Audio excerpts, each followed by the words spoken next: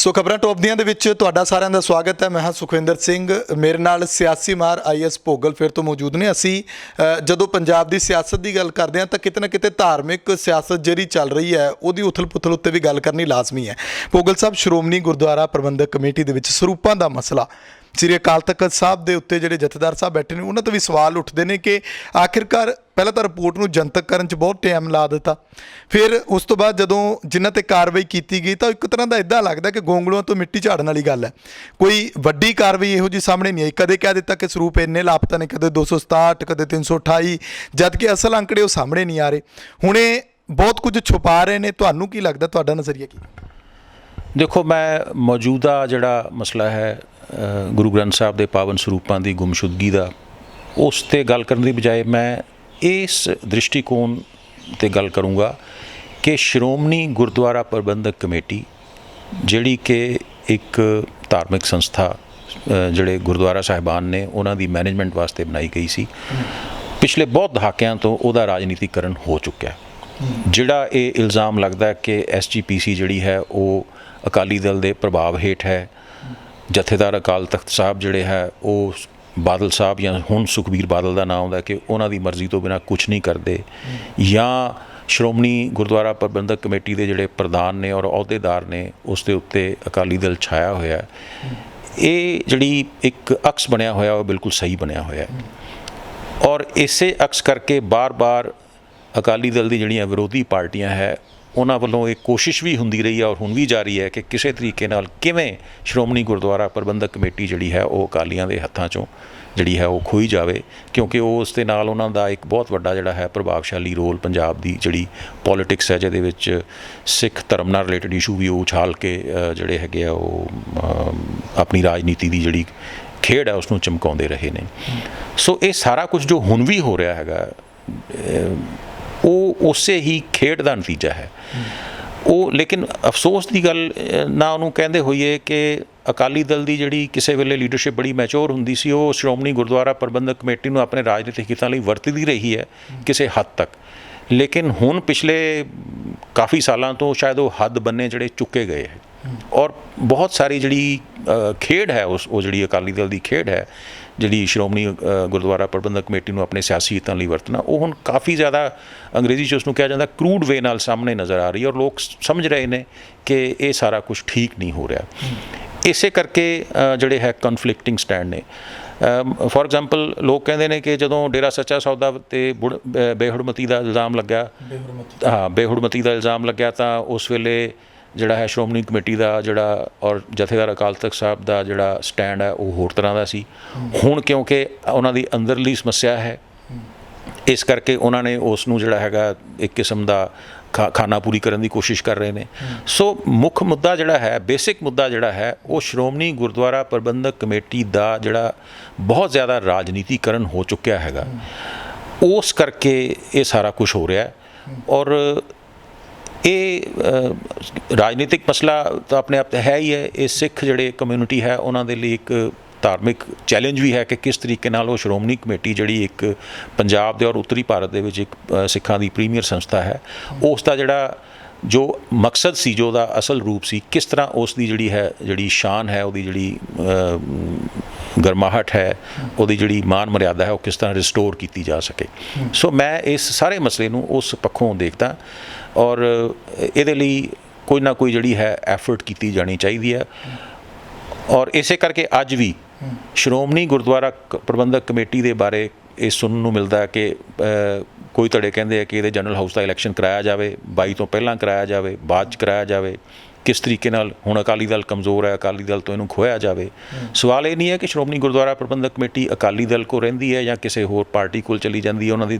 ਸਵਾਲ ਤਾਂ ਇਹ ਹੈ ਕਿ ਅਕਾਲੀ ਜਿਹੜਾ ਉਹਦਾ ਮੁੱਖ ਮਕਸਦ ਸੀ, ਉੱਥੇ ਜਿਹੜਾ ਬੰਦਾ ਆਵੇ ਉਹ ਆਪਣੇ ਆਪ ਨੂੰ ਅਕਾਲੀ ਨਾ ਦੇਖੇ, ਉਹ ਕਿਸੇ ਹੋਰ ਪਾਰਟੀ ਨਾਲ ਜੁੜਿਆ ਹੋਇਆ ਨਾ ਦੇਖੇ, ਉਹ ਸਿਰਫ ਆਪਣੇ ਆਪ ਨੂੰ ਉਸ ਮਕਸਦ ਨਾਲ ਜੁੜਿਆ ਹੋਇਆ ਦੇਖੇ ਜਿਸ ਮਕਸਦ ਲਈ ਉਹ ਜਿਹੜੀ ਹੈਗੀ ਇਹ ਸੰਸਥਾ ਅੱਜ ਤੋਂ 100 ਸਾਲ ਪਹਿਲਾਂ ਤੋਂ ਵੀ ਜ਼ਿਆਦਾ ਸਮੇਂ ਤੱਕ ਜਿਹੜੀ ਹੈ ਉਹ ਬਣਾਈ ਗਈ ਸੀ, ਤਾਂ ਕਿ ਉਹ ਆਪਣਾ ਜਿਹੜਾ ਹੈ ਇੱਕ ਸਹੀ ਰੋਲ ਪਲੇ ਕਰ ਸਕੇ ਸਿੱਖਾਂ ਦੀ ਜਿਹੜੀ ਧਾਰਮਿਕ ਮਸਲੇ ਹੈ ਉਹਨਾਂ ਨੂੰ ਉਸ ਹਿਸਾਬ ਨਾਲ ਸਹੀ ਜਿਹੜੀ ਹੈ ਸੇਧ ਪ੍ਰਦਾਨ ਕਰ ਸਕੇ। ਪਰ ਤੁਹਾਨੂੰ ਨਹੀਂ ਲੱਗਦਾ ਕਿ ਜਿਹੜੀ ਚੋਣ ਹੁੰਦੀ ਹੈ ਸ਼੍ਰੋਮਣੀ ਕਮੇਟੀ 'ਚ, ਭਾਵੇਂ ਉਹ ਪ੍ਰਧਾਨ ਦੀ ਹੋਵੇ ਭਾਵੇਂ ਮੈਂਬਰਾਂ ਦੀ ਚੋਣ ਹੋਵੇ, ਉਹਦੇ ਉੱਤੇ ਵੀ ਬੜੇ ਤਰ੍ਹਾਂ ਦੇ ਸਵਾਲ ਉੱਠਦੇ ਨੇ। ਤੁਸੀਂ ਲੌਂਗੋਵਾਲ ਸਾਹਿਬ ਨੂੰ ਜਾਣਦੇ ਹੀ ਹੋ ਕਿ ਉਹਨਾਂ ਉੱਤੇ ਕਿਸ ਤਰ੍ਹਾਂ ਇਲਜ਼ਾਮ ਲੱਗੇ ਕਿ ਰਾਮ ਰਹੀਮ ਦੇ ਉੱਤੇ ਡੇਰੇ ਗਏ ਸੀ, ਵੋਟਾਂ ਮੰਗਣ ਗਏ, ਫਿਰ ਉਹਨਾਂ ਨੂੰ ਮਾਫੀ ਤੱਕ ਮੰਗਣੀ ਪਈ। ਲੋਕ ਕਹਿੰਦੇ ਨੇ ਕਿ ਜਦੋਂ ਇੱਕ ਪਾਸੇ ਤਨਖਾਹੀਆ ਕਰਾਰ ਦੇ ਦਿੱਤਾ ਤਾਂ ਤੁਸੀਂ ਉਸ ਬੰਦੇ ਦੇ ਹੱਥ ਸ਼੍ਰੋਮਣੀ ਕਮੇਟੀ ਦੀ ਵਾਗਡੋਰ ਸੌਂਪ ਰਹੇ ਹੋ।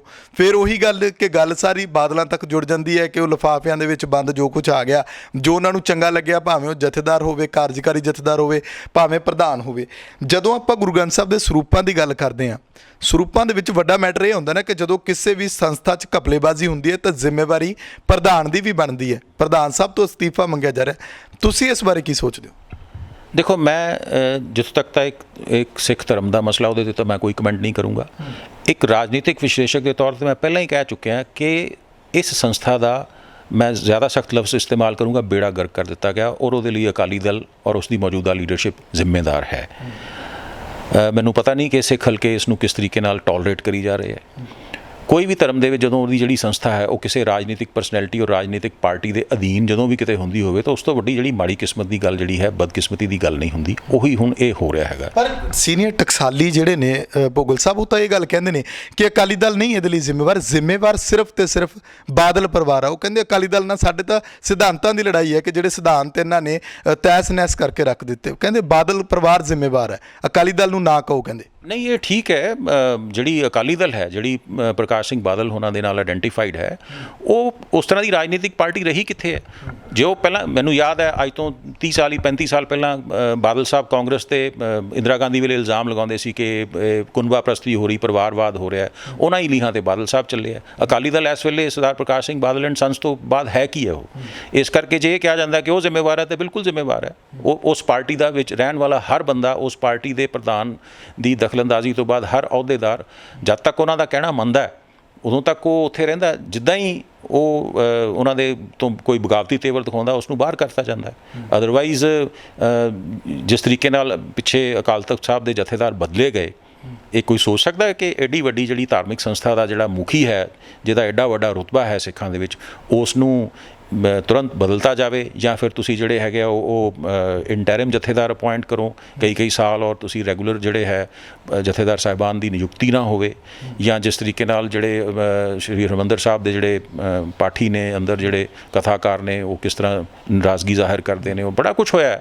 ਉਹਦੇ ਲਈ ਜ਼ਿੰਮੇਵਾਰ ਵਾਕਈ ਉਹੀ ਲੋਕ ਨੇ ਜਿਨ੍ਹਾਂ ਦਾ ਤੁਸੀਂ ਨਾਂ ਲੈ ਰਹੇ ਹੋ, ਪ੍ਰਕਾਸ਼ ਸਿੰਘ ਬਾਦਲ ਜਾਂ ਜਿਹੜੇ ਅਕਾਲੀ ਦਲ ਦੇ, ਜਿਨ੍ਹਾਂ ਦੇ ਨਾਂ 'ਤੇ ਅਕਾਲੀ ਦਲ ਚੱਲਦਾ ਹੈ। ਜ਼ਿੰਮੇਵਾਰੀ ਤਾਂ ਉਹਨਾਂ ਦੀ ਹੀ ਬਣੇਗੀ।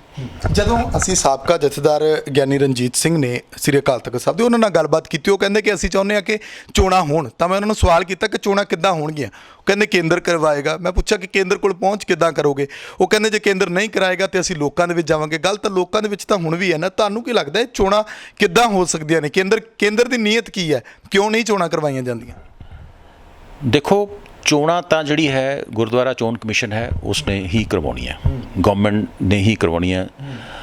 ਹਾਂ, ਇਸ ਵੇਲੇ ਜਿਹੜਾ ਹੈ ਇੱਕ ਟੈਕਨੀਕਲ ਇਸ਼ੂ ਕਈ ਰੇਜ਼ ਕੀਤਾ ਜਾਂਦਾ ਕਿ ਜਿਹੜੀ ਮੌਜੂਦਾ ਸ਼੍ਰੋਮਣੀ ਗੁਰਦੁਆਰਾ ਪ੍ਰਬੰਧਕ ਕਮੇਟੀ ਹੈ, ਕਿਉਂਕਿ ਪਿਛਲੇ ਹਾਊਸ ਨੂੰ ਕਾਫੀ ਦੇਰ ਸਟੇ ਮਿਲਿਆ ਰਿਹਾ ਸੀ ਅਤੇ ਉਸ ਦੀ ਸਟੇ ਵਿਕੇਟ ਹੋਣ ਤੋਂ ਬਾਅਦ ਜਿਹੜਾ ਹੈ ਇਹ ਸੱਤਾ ਦੇ ਵਿੱਚ ਆਏ ਅਤੇ ਇਹਨਾਂ ਦਾ ਜਿਹੜਾ ਹੈ ਟਾਈਮ ਕੋਈ ਇੱਕ ਧੜਾ ਕਹਿੰਦਾ ਕਿ ਹਜੇ ਪੂਰਾ ਹੋ ਰਿਹਾ, ਕੁਝ ਕਹਿੰਦਾ ਕਿ ਨਹੀਂ ਹਜੇ ਪੂਰਾ ਹੋਣਾ।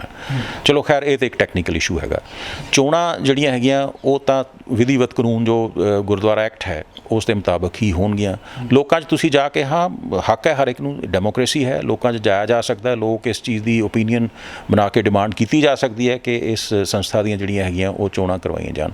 ਜਿਸ ਤਰ੍ਹਾਂ ਮੈਂ ਪਹਿਲਾਂ ਅਰਜ਼ ਕੀਤਾ ਕਿ SGPC ਦਾ ਮਸਲਾ ਪੰਜਾਬ ਦੀ ਸਿਆਸਤ ਦੇ ਨਾਲ ਬਹੁਤ ਜਿਹੜਾ ਹੈ ਗਹਿਰਾਈ ਦੇ ਵਿੱਚ ਜਾ ਕੇ ਜੁੜ ਚੁੱਕਾ ਹੈਗਾ, ਜਿਹੜਾ ਕਿ ਨਹੀਂ ਹੋਣਾ ਚਾਹੀਦਾ ਸੀ।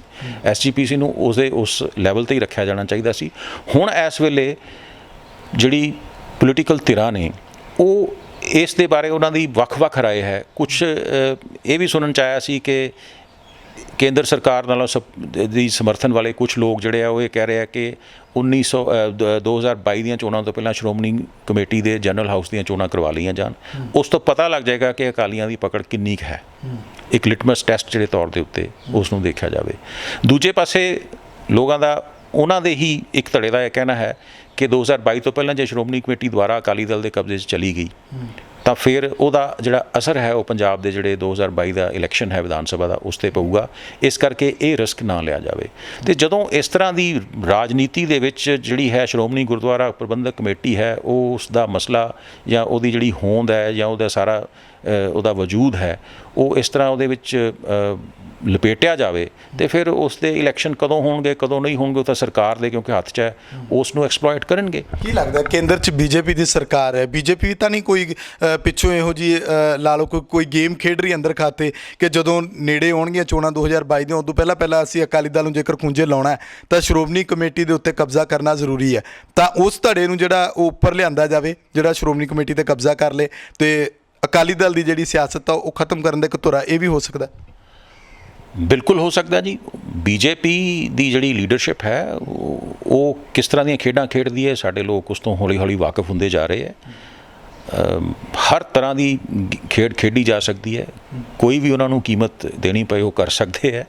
ਸੋ ਇਹ ਵੀ ਹੋ ਸਕਦਾ ਕਿ ਉਹ ਚੋਣਾਂ ਜਿਹੜੀਆਂ ਹੈਗੀਆਂ ਉਹ ਬਾਅਦ ਦੇ ਵਿੱਚ ਕਰਾਉਣ, ਇਹ ਸੋਚ ਕੇ ਕਿ ਅਸੀਂ ਕਿਸੇ ਧੜੇ ਦੇ ਨਾਲ ਸੱਤਾ ਦੇ ਵਿੱਚ ਆਈਏ ਅਤੇ ਫਿਰ ਉਸ ਧੜੇ ਦਾ ਹੀ ਜਿਹੜੀ ਪੰਜਾਬ ਦੀ ਜਿਹੜੀ ਗੁਰਦੁਆਰਾ ਪੋਲੀਟਿਕਸ ਹੈ, SGPC ਹੈ, ਉਸ ਦੇ ਉੱਤੇ ਸਾਡਾ ਕੰਟਰੋਲ ਹੋਵੇ। ਉਹ ਇਨਡਾਇਰੈਕਟਲੀ ਲੱਗੇ ਹੋਏ ਨੇ ਆਲਰੇਡੀ, ਜਿਹੜਾ ਉਹਨਾਂ ਦੇ ਜਿਹੜੇ ਉਹਨਾਂ ਦੀਆਂ ਜਥੇਬੰਦੀਆਂ ਨੇ, ਜਿਹਨੂੰ ਸੰਘ ਪਰਿਵਾਰ ਦੀਆਂ ਜਥੇਬੰਦੀਆਂ ਕਿਹਾ ਜਾਂਦਾ ਹੈਗਾ, ਉਹ ਆਪਣੇ ਤਰੀਕੇ ਨਾਲ ਜਿਸ ਦੇ ਬਾਰੇ ਲੋਕ ਸਾਡੇ ਚੰਗੀ ਤਰ੍ਹਾਂ ਜਾਣਦੇ ਨੇ ਉਹ ਕੰਮ ਲੱਗੇ ਹੋਏ ਨੇ ਆਲਰੇਡੀ। ਉਹਨਾਂ ਦੇ ਜਿਹੜੀ ਇਨਰੋਡਸ ਜਿਹਨੂੰ ਅਸੀਂ ਕਹਿੰਦੇ ਹਾਂ ਉਹ ਬਣਾ ਰਹੇ ਨੇ ਉਸ ਤਰੀਕੇ ਨਾਲ। ਔਰ ਮੈਂ ਇਹੀ ਅਰਦਾਸ ਕਰਦਾ ਕਿ ਇਹ ਕਾਮਯਾਬ ਨਾ ਹੋਵੇ, ਨਹੀਂ ਤਾਂ ਸ਼ਾਇਦ ਕੋਈ ਇਹਦਾ ਬਹੁਤ ਖਤਰਨਾਕ ਰੂਪ ਵੀ ਹੋ ਸਕਦਾ, ਬੜਾ ਡਿਸਟਰਬਿੰਗ ਵੀ ਟ੍ਰੈਂਡਸ ਹੋ ਸਕਦੇ ਨੇ। ਜੇਕਰ ਸਿੱਧੇ ਤੌਰ ਤੇ ਜਿਹੜਾ ਉਹ RSS ਦੀ ਆਪਾਂ ਲਾ ਲਈਏ ਕਿ ਦਖਲਅੰਦਾਜ਼ੀ ਸ਼੍ਰੋਮਣੀ ਕਮੇਟੀ ਤੱਕ ਪਹੁੰਚ ਜਾਵੇ। ਹਾਂ ਬਿਲਕੁਲ, BJP ਔਰ ਉਹਦੇ RSS ਜੋ ਵੀ ਹੈ, ਜੋ ਇਸ ਤਰ੍ਹਾਂ ਦੀ ਦਖਲਅੰਦਾਜ਼ੀ ਇਨਡਾਇਰੈਕਟਲੀ ਵੀ ਕਰਨਗੇ ਤਾਂ ਉਹਦੇ ਜਿਹੜੇ ਸਿੱਟੇ ਹੈ ਉਹ ਕਾਫੀ ਘਾਤਕ ਨਿਕਲ ਸਕਦੇ ਆ। ਔਰ ਅਸੀਂ ਤਾਂ ਸਿਰਫ ਇਸ ਵੇਲੇ ਮੈਂ being a political analyst worried ਵੀ ਹੈ ਇਹਦੇ ਬਾਰੇ, ਔਰ ਮੈਂ ਸਿਰਫ ਇਹ ਅਰਦਾਸ ਹੀ ਕਰ ਸਕਦਾ ਕਿ ਪਰਮਾਤਮਾ ਇਸ ਤੋਂ ਬਚਾਏ। ਪਹਿਲਾਂ ਅਸੀਂ ਬਹੁਤ ਕੁਝ ਭੁਗਤਿਆ, ਇਸ ਸੂਬੇ ਦੇ ਲੋਕਾਂ ਨੇ, ਸਾਰਿਆਂ ਨੇ, ਹਿੰਦੂ ਸਾਡੇ ਭਾਈਚਾਰੇ ਨੇ, ਸਿੱਖਾਂ ਨੇ, ਦਲਿਤ ਭਾਈਚਾਰੇ ਨੇ, ਜੋ ਵੀ ਹੈ ਸਾਰਿਆਂ ਨੇ ਭੁਗਤਿਆ, ਹਰ ਵਰਗ ਨੇ ਯਾਨੀ ਪੰਜਾਬੀਆਂ ਨੇ ਭੁਗਤਿਆ। ਕੋਸ਼ਿਸ਼ ਤਾਂ ਕੀਤੀ ਜਾਂਦੀ ਉਹਨਾਂ ਨੂੰ ਕਿ ਤੁਸੀਂ ਉਹਨਾਂ ਨੂੰ ਹਿੰਦੂ ਕਹੋ ਜਾਂ ਜੋ ਵੀ ਕਹੋ, ਲੇਕਿਨ ਅਸੀਂ ਪੰਜਾਬੀ ਹਾਂ ਔਰ ਪੰਜਾਬੀਆਂ ਨੇ ਭੁਗਤਿਆ, ਰਲ ਮਿਲ ਕੇ ਭੁਗਤਿਆ। ਇੱਕ ਦੂਜੇ ਦੇ ਘਰ 'ਚ ਅੱਗ ਲੱਗੀ ਹੋਈ ਦੇਖੀ ਅਸੀਂ। ਸੋ ਬੜਾ ਖਤਰਨਾਕ ਹੋਏਗਾ ਜੇ ਇਸ ਤਰ੍ਹਾਂ ਦਾ ਕੁਝ ਫਰਦਰ ਡਿਵੈਲਪਮੈਂਟ ਹੁੰਦੀ ਹੈ ਤਾਂ। ਭੋਗਲ ਸਾਹਿਬ ਬਹੁਤ ਬਹੁਤ ਸ਼ੁਕਰੀਆ। ਸੋ ਖਬਰਾਂ ਟੌਪ ਦੀਆਂ ਦੇ ਵਿੱਚ ਤੁਸੀਂ ਦੇਖਿਆ ਕਿ ਕਿਸ ਤਰੀਕੇ ਦੇ ਨਾਲ ਸਿਆਸੀ ਮਾਹਰ IAS ਭੋਗਲ ਨੇ ਸ਼੍ਰੋਮਣੀ ਗੁਰਦੁਆਰਾ ਪ੍ਰਬੰਧਕ ਕਮੇਟੀ ਦੇ ਉੱਤੇ ਕਾਬਜ਼ ਧਿਰ ਅਤੇ ਪਿੱਛੋਂ ਜੋ ਕੁਝ ਚੱਲਦਾ ਹੈ ਉਹ ਤੁਹਾਨੂੰ ਸਾਨੂੰ ਸਭ ਨੂੰ ਪਤਾ ਹੈ ਕਿ ਕਿਸ ਤਰੀਕੇ ਦੇ ਨਾਲ ਗੇਮ ਖੇਡੀ ਜਾਂਦੀ ਹੈ, ਕਿਵੇਂ ਰਾਜਨੀਤਿਕ ਉਥਲ-ਪੁਥਲ ਜਿਹੜਾ ਉਹ ਸ਼੍ਰੋਮਣੀ ਕਮੇਟੀ ਦੇ ਵਿੱਚ ਵੀ ਦਖਲਅੰਦਾਜ਼ੀ ਕਰਦਾ ਹੈ, ਕਿਸ ਤਰੀਕੇ ਦੇ ਨਾਲ ਸ਼੍ਰੀ ਗੁਰੂ ਗ੍ਰੰਥ ਸਾਹਿਬ ਦੇ ਸਰੂਪਾਂ ਦੀ ਰਿਪੋਰਟ ਜਿਹੜੀ ਹੈ ਉਹ ਜਨਤਕ ਬੜੀ ਮੁਸ਼ਕਲ ਨਾਲ ਕੀਤੀ ਜਾਂਦੀ ਹੈ ਤੇ ਜਦੋਂ ਹੁੰਦੀ ਹੈ ਤਾਂ ਉਹਦੇ ਉੱਤੇ ਵੀ ਰੌਲਾ ਰੱਪਾ ਪੈ ਜਾਂਦਾ ਹੈ। ਦੂਜੇ ਪਾਸੇ ਸਾਬਕਾ ਮੁੱਖ ਸਕੱਤਰ ਹਰਚਰਨ ਸਿੰਘ ਹੋਣਾ ਦਾ ਦੇਹਾਂਤ ਹੋਣਾ, ਇਹਦੇ ਉੱਤੇ ਵੀ ਕਈ ਤਰ੍ਹਾਂ ਦੇ ਸਵਾਲ ਉੱਠੇ, ਢੀਂਡਸਾ ਸਾਹਿਬ ਨੇ ਚੁੱਕੇ। ਅਗਲੇ ਸਮੇਂ ਦੇ ਵਿੱਚ ਸ਼੍ਰੋਮਣੀ ਕਮੇਟੀ ਕਿਸ ਤਰ੍ਹਾਂ ਦੀ ਕਾਰਗੁਜ਼ਾਰੀ ਕਰੇਗੀ ਜਾਂ ਕਿਸ ਤਰ੍ਹਾਂ ਦੇ ਐਕਸ਼ਨ ਲਵੇਗੀ, ਕੀ ਸ਼੍ਰੋਮਣੀ ਕਮੇਟੀ ਦੇ ਉੱਤੇ ਕੋਈ ਦੂਜੀ ਧਿਰ ਆ ਕੇ ਕਾਬਜ਼ ਹੋ ਜਾਏਗੀ ਜਿਸ ਦਾ ਨੁਕਸਾਨ ਜਿਹੜਾ ਉਹ ਕਿਤੇ ਨਾ ਕਿਤੇ ਪੰਜਾਬੀਆਂ ਨੂੰ ਤੇ ਸਿੱਖਾਂ ਨੂੰ ਖਾਸ ਕਰ ਹੋ ਸਕਦਾ ਹੈ, ਕਿਉਂਕਿ ਸ਼੍ਰੋਮਣੀ ਗੁਰਦੁਆਰਾ ਪ੍ਰਬੰਧਕ ਕਮੇਟੀ ਸਿੱਖਾਂ ਦੀ ਸਿਰਮੌਰ ਸੰਸਥਾ ਹੈ ਤੇ ਨਾਲ ਉਹਦੇ ਸ੍ਰੀ ਅਕਾਲ ਤਖਤ ਸਾਹਿਬ ਜੁੜਿਆ। ਇਹ ਸਭ ਦੇ ਉੱਤੇ ਭੋਗਲ ਸਾਹਿਬ ਨੇ ਬੜੇ ਵਿਸਥਾਰ ਦੇ ਨਾਲ ਸਾਨੂੰ ਜਾਣਕਾਰੀ ਦਿੱਤੀ। ਤੁਸੀਂ ਜੁੜੇ ਰਹੋ ਲੋਕਰਨ ਚੈਨਲ ਪੰਜਾਬੀ ਦੇ ਨਾਲ। ਮੈਨੂੰ ਸੁਖਵਿੰਦਰ ਸਿੰਘ ਨੂੰ ਇਜਾਜ਼ਤ ਦਿਓ। ਧੰਨਵਾਦ।